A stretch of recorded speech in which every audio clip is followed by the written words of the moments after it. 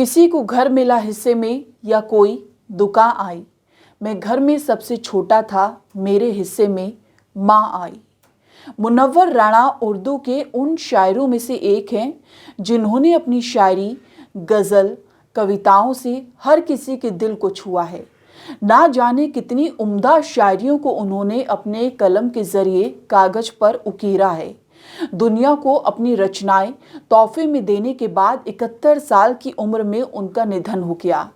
लखनऊ में 14 जनवरी को उन्होंने आखिरी सांस ली और इस दुनिया से रुखसत हो गए। पिछले 7-8 साल से वे एक ना एक बीमारी के शिकार हो रहे थे। पहले घुटने ने पीड़ा दी, इंदौर में उनका इलाज हुआ जो कामयाब ना हुआ, तो फिर इसके कारण कई बार अस्पतालों में जाना पड़ा। एम्स में भी वो भर्ती हुए, काफ़ी दिनों से डायलिसिस पर थे। फेफड़ों आदि में संक्रमण के कारण लखनऊ में अस्पताल में भर्ती हुए तो संभल ना पाए। मुनव्वर राणा तीखी जुबान के थे, जिसके चलते अक्सर विवादों में रहे, लेकिन दिल से शायर थे। मुनव्वर राणा का जन्म 26 जनवरी 1952 को उत्तर प्रदेश के रायबरेली जिले में हुआ था। उनके पिता का नाम अनव्वर राणा था और मां का नाम आयशा खातून। मुनव्वर राणा के 6 भाई और 3 बहनें थीं, जिनमें से बड़े भाई राहया राणा का काफी पहले निधन हो गया था, जबकि दूसरे भाई शकील राणा का पिछले साल इंतकाल हुआ था और अब मुनव्वर राणा हमारे बीच नहीं रही।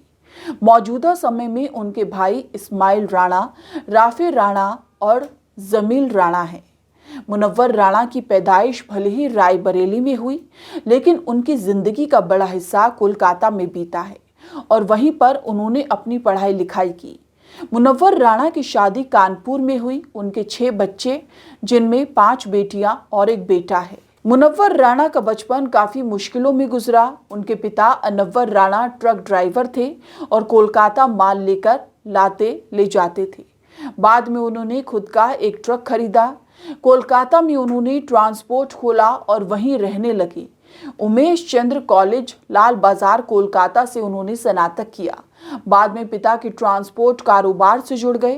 कोलकाता में रहते हुए मुनव्वर राणा की मुलाकात अब्बास अली खान से हुई, जिससे वो काफी प्रभावित हुए। मुनव्वर राणा उन्हें अपना गुरु मानते थे। शेरो शायरी की दुनिया में कदम रखने से पहले मुनव्वर राणा का नाम सैयद मुनव्वर अली था, लेकिन वली असी ने उन्हें नाम बदलने की सलाह दी थी। मुनव्वर को उनकी शायरी के लिए देश विदेश में जाना पहचाना जाता है। साल 2014 में उन्हें भारत सरकार द्वारा उर्दू साहित्य के लिए साहित्य अकादमी पुरस्कार से सम्मानित किया जा चुका है।